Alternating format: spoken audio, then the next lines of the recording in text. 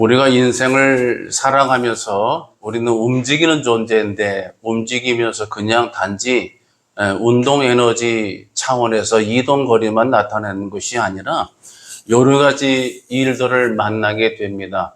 여러 가지 일들 속에는 바꾸어 말하면 여러 문제들을 우리가 직면하게 된다는 것이죠. 이 문제는 크게 나눠서 외적인 환경적인 문제가 있고 내적인 내면의 문제, 이렇게 두 가지 양태로 구분해 볼 수가 있습니다.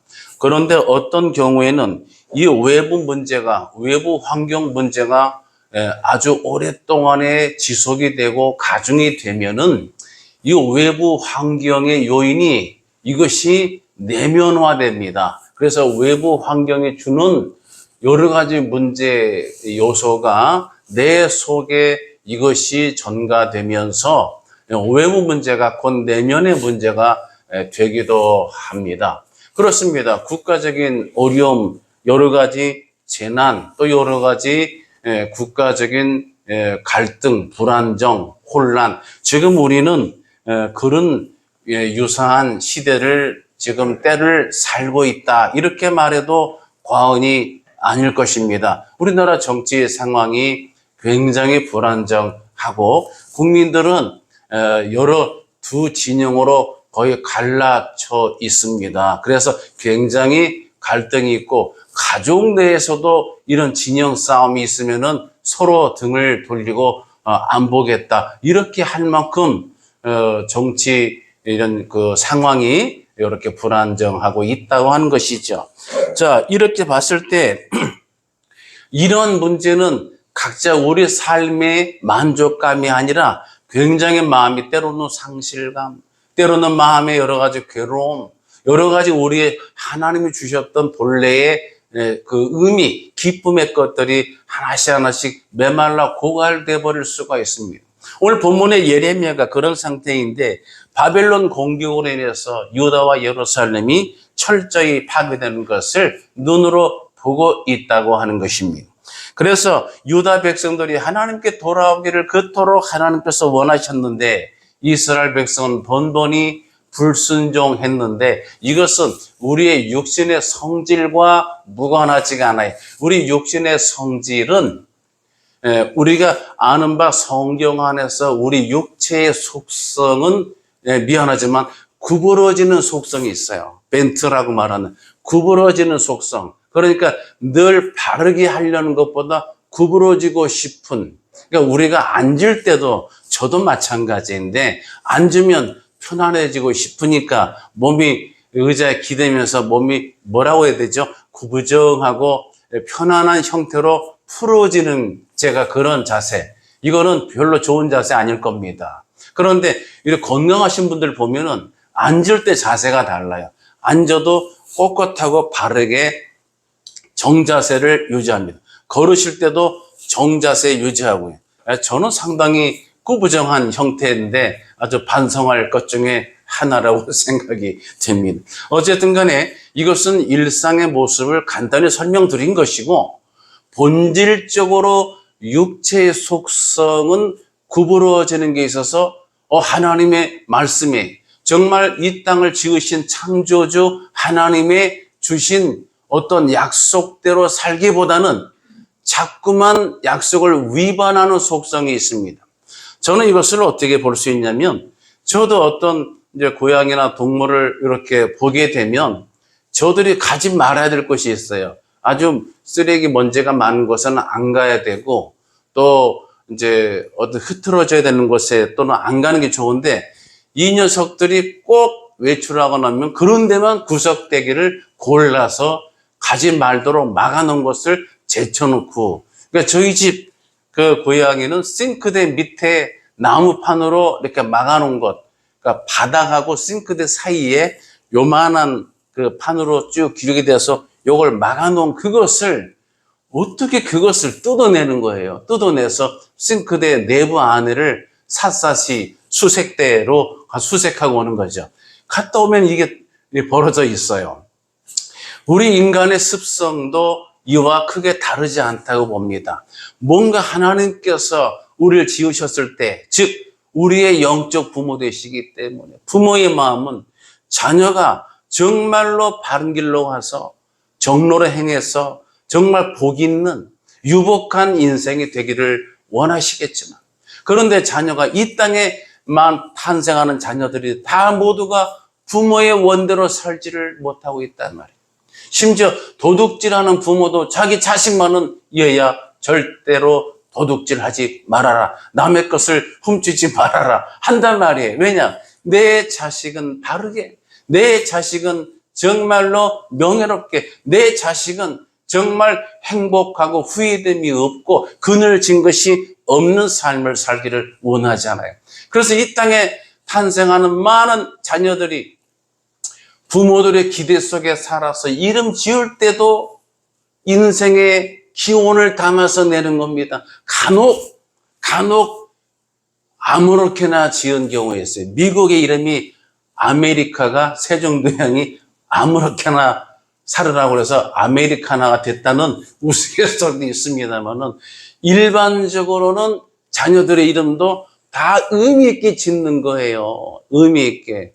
간혹 예를 들어서 갑을병정으로 1남이 2남이 3남 이렇게 정말 알 수 없게 그렇게 지으시는 부모님도 없지는 않아요. 그런데 대체적으로는 부모의 기원과 기대를 담아서 자녀의 이름을 짓게 되죠. 그런 면에서 우리 주님 예수 그리스도라는 예수라는 이름은 창조주 하나님이, 구원의 하나님이 인류를 구원하기 위한 사명 감당하도록 우리 주님의 이름을 예수, 즉 이것이 호세아 여호수아 구원의 뜻이죠. 구원자라는 이름을 누가? 하나님이 지어 주신 이름이 예수 그리스도입니다. 지금도 미국 사람들은 무슨 일만 생기면 지저스란, 예수란 말이 이렇게 입에 달려 있기도 합니다.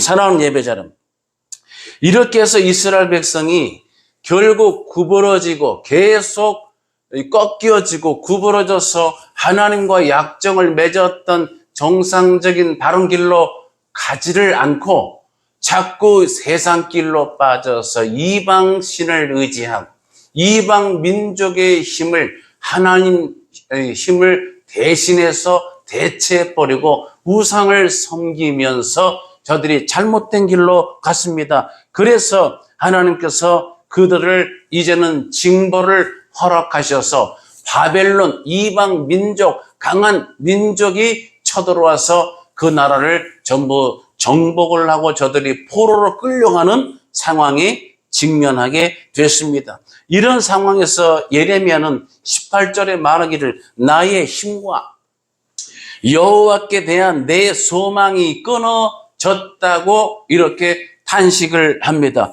그랬던 절망했던 예레미야, 정말 낙심에 빠졌던 예레미야가, 그런데 정말로 특이하게도 아이러니컬하게도 그러한 역설의 상황, 낙심의 상황에서 낙심의 원천 재료 속에서 놀랍게도 그 낙심을 극복할 만한 희망의 어떤 재료를 발견해냅니다. 오늘 설교는 이 부분을 함께 나누고자 합니다. 왜냐하면 요새는 정말 편안한 삶보다는 일단은 외부 환경이, 정치, 사회 환경이 편안하지 않기도 하고요.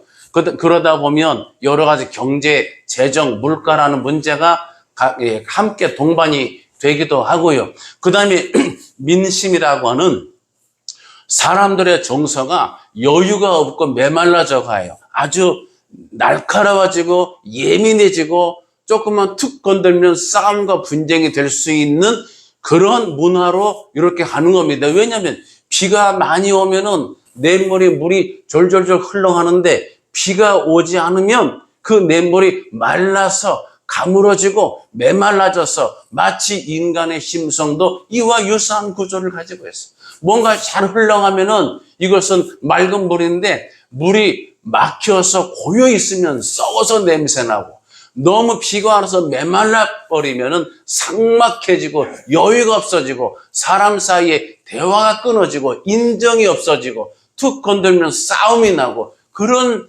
사회로 변모하게 된다고 하는 거죠. 이런 예레미야가 이런 속에서 희망의 중요한 재료를 끄집어낸 것은 굉장히 의미 있는 것들입니다. 먼저 하나님께서 예레미야가 볼 때에 낙심할 수밖에 없는 하나님의 심판적 징벌은 어떤 성질로 주어졌느냐? 첫 번째는 뿌린 대로 거두게 하시는 성질로 심판이 주어졌어요. 뿌린 대로 거둔다. 여러분, 뿌린 대로 거둔다. 뿌린 만큼 거둔다. 여러분, 성경 갈라디아 6장 7절에서도 스스로 속이지 말라. 하나님은 업신여김을 받지 아니하시나니 사람이 무엇으로 심든지 그대로 거두리라. 이렇게 되어 있습니다. 그렇습니다. 뿌린 대로 거두는 거죠. 그래서 저도 이제 우리 장로님께 들은 바 내용이 생각나는데, 건강도 25년으로 나누어서 어려서부터 25살 될 때까지 내가 뿌리고 심은 만큼 그제 50세까지 건강이 결정되고, 50세, 25세부터 50세 사이에 내가 얼마큼 잘 관리하고 먹었느냐, 내가 뿌린 만큼 그 다음에 75세까지 건강이 결정이 돼요. 이렇게 25년 단위로 설명해 주셨던 이것이 간간히 기억이 납니다. 의미가 있는 진단이죠. 내가 몸도, 내 육체의 건강도 내가 먹고 관리한 만큼 건강할 수밖에 없습니다. 그렇죠? 우리의 몸도, 내 인생도 마찬가지. 내가 뿌린 만큼 거두는 것이, 심은 대로 거둔다는 것이, 즉 우리나라 속담에 콩 심은 데 콩 나고 팥 심은 데 팥 난다. 이게 바로 창조주 하나님이 주신 재료와 질서 속의 경험으로 얻어진 결론이에요. 그러니까 이런 땅과 흙을 어떠한 과학자가, 어떠한 재벌도 만든 사람이 없습니다. 아무리 과학이 발달해도 이 땅을, 흙을, 이것을 만들어 낼 수 있는 능력은 없어요. 그 다음에 이 공기도 마찬가지예요. 아무리 과학이 발달하고 아무리 정말 천문학적인 돈을 버는 재벌이라 하더라도, 세계에서 1위, 2위 막 있잖아요. 경제 대부호 넘버 1, 2, 3 이런 게 10대 부호가 있다 하더라도 이 땅과 하늘과 이 물 자체에 창조된 이 재료, 즉 재료는 사람이 살아가는데 필수적인 환경, 이것이 없으면 돈이 많이 벌었다 하더라도 이 땅과 하늘, 공기, 물이 없으면, 햇빛이 없으면 살아갈 수가 없어요. 이런 것들을 누가 만들었습니까?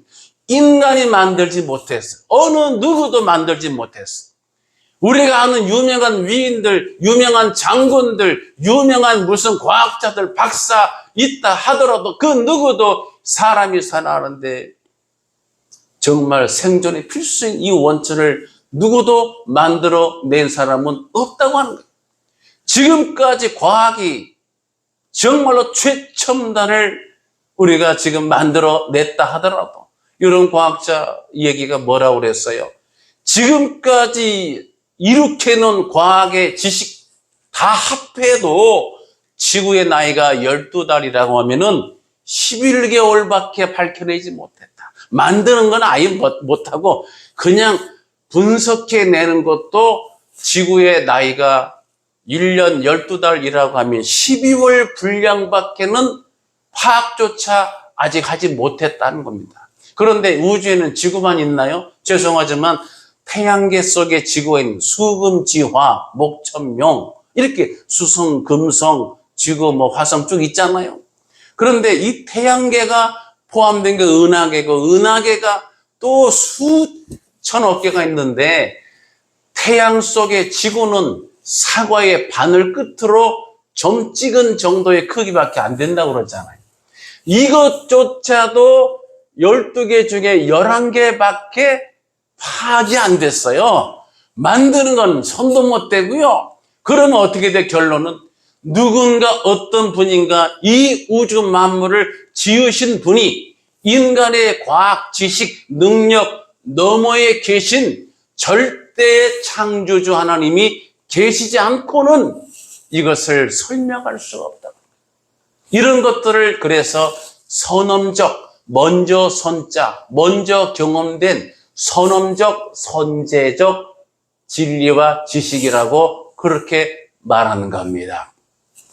사랑하는 예배자름, 그래 하나님의 심판은 뿌린 대로 거두도록 했는데 잘못된 것을 심으면 잘못된 게 돌아와요. 가끔 연말정산 하시는 분이 계시는데 연말정산을 해서 내가 낸 세금의 10%를 감면받도록 하는 건데 이런 경우도 있어요. 그렇게 딱 서류를 냈는데 세금을 성실하게 안 냈네. 내야 될 거를 납부를 안 했어. 그러면 세무서에서 다 조사하거든요. 그래서 연말정산 기부금 정수증을 내가지고 내가 소정에 낸 것 중 일부를 받으려고 했는데 오히려 더 납부할 게 많이 생겨버린 거예요. 세무서에 조사해보고 나갈 건 하나도 없고 더 얼마 금액을 납부하시기 바랍니다. 이렇게 나오는 경우가 있어요. 이것도 죄송하지만 내가 한 만큼 돌아오게 된 케이스 중에 하나죠. 그렇습니다. 자동차 운전도 그래요. 저도 운전하다가 이렇게 정말 피곤해서 이렇게 막 있다가 서다가 가다가 서다 이럴 때 있잖아요. 그러다가 서다 가다가 할 때 하다가 앞차를 툭 이렇게 아주 그냥 조금 천천히 툭 이렇게 한 적이 있어요. 운전자 탁 내려서 보통 그러면은 쌍심지가 탁 켜지고 바로 그냥 막 이렇게 험악하게 나오는데 딱 보더니 저도 죄송합니다 그랬더니 그분이 아유 괜찮습니다. 조심히 가세요. 얼마나 좋아요. 그러니까 저도 여기 교회차 이렇게 하는데 아파트에서 어떤 분이 긁어가지고 하얀 앞에 밤바가 쭉 긁었어요. 차를. 그래서 이제 이거 누가 긁었나 전화가 왔어요. 이거 몇 호 사는 집인데 죄송해요. 저희 딸내미가 이렇게 운전이 좀 서툴러서 긁었다고 보상해드리겠다고. 그래서 이제 나가려고 하는데 제 아내가 저를 말려요. 나가는데 보상받지 말라고. 같은 아파트 사는데 그냥 자체 산다고 그러라고. 아니 이거는 보상은 정당하게 무슨 하는 거 아니에요 했더니 제 아내가 그래도 그렇게 하는 게 좋다고. 그래서 저는 어떻게 해요? 살수록 두 여자 말을 잘 들으려면서요. 아내하고 내비게이션 여자 음성하고. 그래서 알겠다고 그래서 괜찮습니다. 너무 고마워하는 거죠. 그래서 이렇게 가만히 생각하니까 이것이 다 인지상정이에요. 정말 선을 베풀고 뿌린 만큼 또 선이 들어오고 친절이 돌아오고 할렐루야. 우리 신앙인인 걸 잘 기억하셔서 기왕이면 좋은 것을 뿌리고 좋은 것을 심는 그런 예배자 되시기를 주님의 이름으로 축복합니다. 네. 그 다음에 자기 백성을 박수 안 쳐도 됩니다. 넘겨버리시는 자기 백성을 넘겨버리겠다. 하나님이 보호해 주셨다가 이제는 풀어서 그러면 마음대로 경험해봐라. 여러분 잘 들으세요. 이게 자유롭거든요. 탕자가 둘째 아들이 아버지 품을 떠나 도해지 가서 큰 목동 가지고 마음대로 쓰는 게 너무 재미있잖아요. 이것이 망하는 지름길이었습니다. 이것이 망하는 지름길이었습니다. 하나님이 백성을 넘기시겠다. 즉 하나님이 왕 되시는 관계에서 하나님이 떠나시겠다. 이스라엘 백성도 하나님이 왕이 하나님이 눈에 잘 안 보이시잖아요. 영이시기 때문에. 그래서 우리도 이방과 같이 눈에 보이는 왕을 세워주세요 해가지고 간청을 해서 하나님이 그럼 그렇게 해라 해서 세운 왕이 사울 왕인데 사울 왕이 결국 접신도 하면서 하나님이 허락지 않은 불을 들이고 범죄하고 결국 비참하게 죽게 되고 말았습니다. 사랑하는 예배자는 하나님이 넘겨버리시겠다. 더 이상 보호하지 않겠다. 보호 속에는 괄호 열고 때로는 간섭하시고 때로는 우리가 아는 부모님 잔소리 듣는 것처럼 하나님께서 내 마음에 말씀을 통해 깨달음을 주셔서 율례와 법도대로 행하도록 하나님께서 구두로 말씀하는 게 아니라 우리가 성경 말씀을 기도하며 읽게 되면 하나님의 감동으로 된 성경의 말씀의 교훈이 나를 가르쳐서 나로 하여금 이탈된 길로 가지 않고 정로로 행하도록 하는 그런 내면의 소리를 주시는 겁니다. 사랑하는 예배자 여러분, 하나님이 백성을 넘겨버리셨어요. 그럴 땐 우리에게 어떤 일이 생기느냐? 우리는 잘 모르고 현상만 보기 때문에 첫 번째는 억울하다는 생각이 들어. 뭔가 억울해.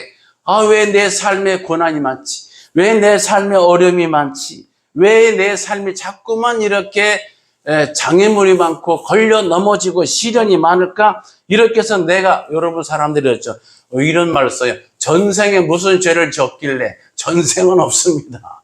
그런데 내가 뿌려진 것만큼 거두도록 하시는 것과 더불어서 하나님의 말씀을 내가 외면하게 되면 하나님이 보호하시는 것을 놓아버리시고 넘겨버리시면 이것은 인간적으로 자유스러운 것 같지만 이것이 망하게 된다는 말이에요.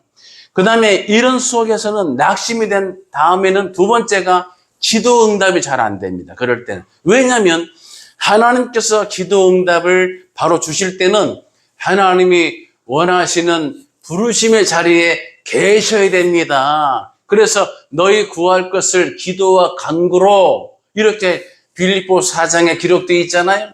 기도와 간구로 말은 하나님께서 원하시는 그 자리에 먼저 위치한 것을 전제로 한 거예요. 여러분, 그러니까 예를 들어서 어린 자녀가 부모님께 용돈을 받고 싶은데 부모님 말은 안 듣고 집에 들어오지도 않고 나가서 그냥 사고만 치고 있는데 용돈을 주세요 하면 부모가 주겠어요? 일단 집부터 들어와. 그래야 내가 밥 먹여주고 용돈 주지. 말을 들어야 주지. 말도 듣지도 않고 나가서 사고만 치면서 놀러만 다니면서 용돈 주세요 해서 안 된다 이 말이에요. 그 부모님 곁으로 와야죠. 그래서 가정에 돌아올 줄 알아야 되고 부모님 곁에 먼저 내가 위치에 있고 부모와 자식 관계가 바로 세워진 다음에 그 다음에 구해야 얻게 될 줄로 믿습니다. 그래서 예배 기도가 응답되지 않는 특징이 있습니다. 이런 속에서 괴로움이 많은데 이런 괴로움 속에서 낙심천만을 이길 만한 조난을 보여준 것이 이 오늘 예레미야의 아주 놀라운 반전의 은혜입니다. 그러면 어떤 것으로, 어떤 비결이, 어떤 것을 선택해서 예레미야가 낙심을 이겼을까요? 첫 번째, 하나님의 자비와 긍휼이 무궁하시다는 것을 떠올렸습니다. 하나님의 자비와 긍휼을 내가 집중했다 이 말이에요. 누가복음 15장에 제가 설명한 탕자의 비유에서 여러분 탕자가 집에 돌아갈 때 많은 사람들이 오해하는 경우가 있어요. 너무 배고파서 돌아갔다. 정답이 아닙니다. 정답이 아니에요. 그 다음에 성경에 보게 되면 이게 나오죠. 누가복음 15장 17절에 이에 스스로 돌이켜 가로되 내 아버지에게는 양식이 풍족한 품꾼이 얼마나 많은고. 그래서 양식이 많아서 집에 돌아왔다. 정답이 아닙니다. 정확히는 양식이 풍족한 품꾼이 많다고 하는 거예요. 이게 무슨 뜻이냐면 배불리 먹는 품꾼들이 많다. 이거는 주인된 아버지가 인정이 많고 긍휼이 많아서 그 종들을 굶기지 않고 넉넉하고 풍족히 먹이는 사랑의 주인된 아버지다. 할렐루야. 그 아버지의 긍휼의 속성을 내가 떠올렸을 때 이제 돌아가야 되겠다 하고 결심을 하게 되는 겁니다. 돌아가야 될 게 맞죠. 내가 이대로 살다가 굶어 죽게 생겼고 이것은 내 인생이 쪽박 차는 거고 망했는데 돌아가야 되는데 돌아갈 면목이 없어. 돌아갈 체면이 안 서.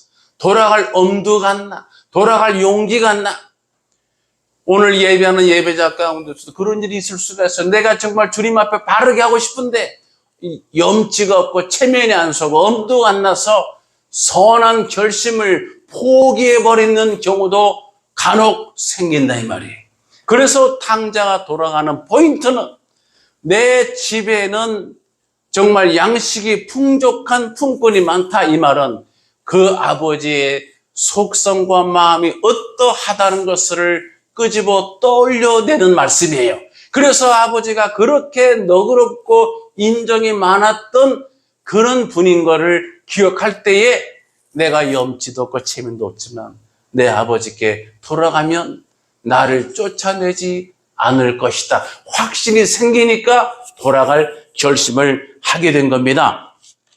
사랑하는 예배자 여러분, 예레미야 3장 20절에서 이렇게 말하죠. 내 마음이 그것을 기억하고 내가 낙심이 되거나 이것을 내가 내 마음에 담아두었더니 그것이 오히려 나의 소망이 되어 싸움은 그 이유가, 그 다음에 22절에 여호와의 인자와 긍휼이 무궁하심으로 우리가 진멸되지 아니함이니이다. 할렐루야.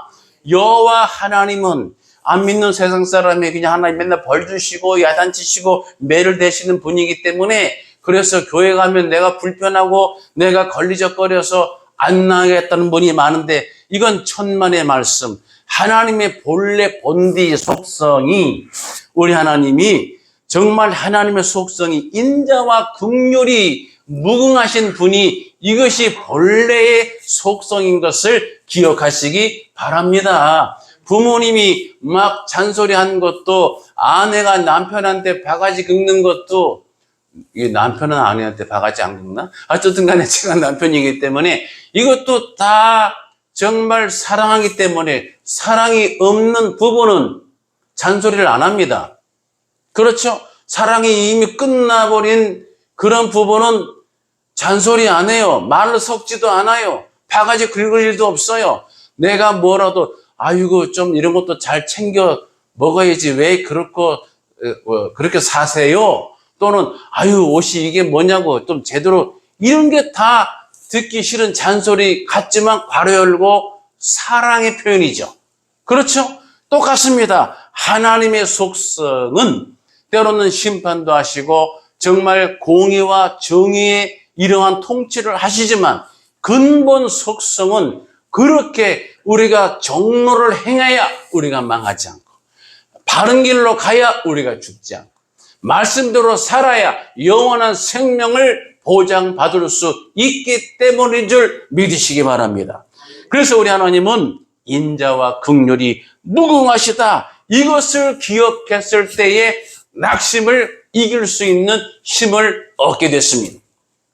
두 번째로는 고난의 현실을 바라보는 대신에 눈을 들어 하나님을 바라보는, 위를 보는 신앙을 택했을 때에 소망이 생겼습니다. 시편 121편에 여러분 잘 아시죠? 내가 산을 향하여 눈을 들리라. 나의 도움이 어디서 올꼬? 나의 도움이 천지를 지으신 여호와에게서로다. 여러분 여기서 중요한 메시지가 뭔지 아세요?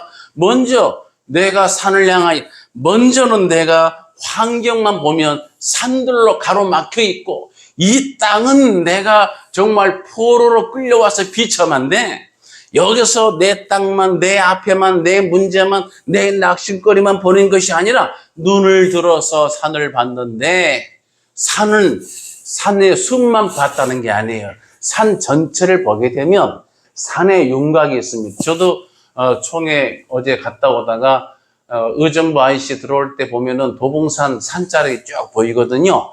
멋있습니다. 도봉산 산자락이 이 하늘, 회색 하늘에 산의 윤곽이 쫙 이렇게 보여서 굉장히 갈 때마다 탄성이 나와요. 산을 볼 때, 산을 보면서 하늘을 같이 보게 되죠. 자, 시편 기자가 이런 공식 두 가지를 경험한 겁니다. 내가 땅을 바라볼 수도 있고, 두 번째 하늘을 위로 바라볼 수 있는데, 땅을 바라보니까 뭐가 보여요? 여기서는 온갖 땅에서 주는, 이 땅에서 내가 제공받는 여러 가지 곤고와 갈등, 환경적인 낙심거리를 보게 될 수밖에 없죠. 우리가 땅을 보면 지금 뭘 봐요? 지금 여러분 카톡 보시면 막 정치 얘기 나오고 비난이 나오고 온갖 정말 독소, 서로 비난한 것들이 얼마나 많은지 몰라요. 아주 근심, 걱정, 마음이 편안하지 않을 수가 있어요. 그런데 눈을 들어서 반대로 두 번째 위를 보게 되면, 하늘을 향하게 되면 하늘에서 우리 하나님이 위에서 주시는 크신 은혜로 우리 가운데 소망을 부어주시게 되는 줄 믿으시기 바랍니다.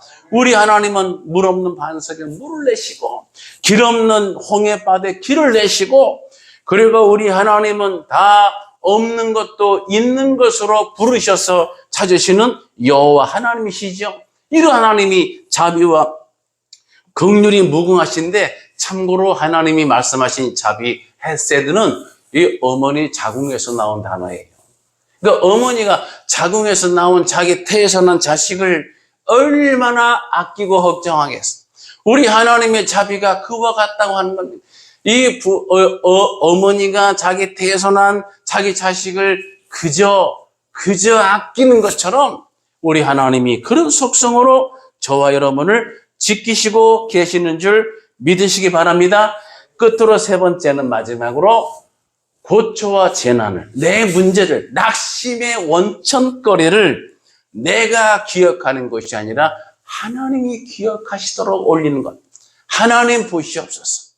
여러분 기도하실 때도 내 문제, 자녀 문제, 건강 문제, 물질 문제, 직장 문제 여러 가지 계시면 이것을 내가 기억해서 계속 괴로워하고 걱정하고 염려해서 짓눌 것이 아니라 하나님께 올려드리시기 바랍니다. 하나님 보시옵소서. 이 문제 올려드립니다. 우리 하나님 해결해 주세요. 하나님께 올려드리는 거예요. 그렇습니다. 사랑하는 예배자 여러분, 성경은 이렇게 가르치고 있습니다. 잠언서 16장 3절에 너희 행사를 여호와께 맡기라. 그리하면 너희의 경영하는 것이 이루리라. 할렐루야. 또한 시편 55편 22절에 내 짐을 여호와께 맡겨버리라. 너를 붙드시고 의인의 요동함을 영영히 허락지 아니하시리로다. 그랬습니다. 영적인 문제도 마찬가지. 요한일서 1장 9절에 만일 우리가 우리 죄를 자백하면 그는 밉보시고 의로우사 우리의 죄를 사하시며 우리를 모든 불의에서 깨끗하게 하실 것이요. 할렐루야. 하나님께 낙심할 것들을 우리 하나님께 내어 맡겨버리시는 예배자 되시기 바랍니다. 나도 모르게 순간적으로 내가 기억하고 내가 근심하고 내가 염려하는 것이 관성의 법칙이 되어 있거든요. 오늘 예배를 통해서 이것을 내 삶의 매뉴얼로 정하시기 바랍니다. 그래서 낙심거리 속에서 하나님의 속성을 발견하고 이 땅을 보기보다는 위를 바라볼 수 있는 전환, 그리고 마지막으로는 내 낙심의 문제를 하나님께 올려드릴 수 있는 이런 믿음으로 이 시대가 주는 모든 낙심거리를 우리가 발로 밟고 극복하고 이겨낼 수 있는 천국 백성 되시기를 예수님의 이름으로 축복합니다. 기도하겠습니다.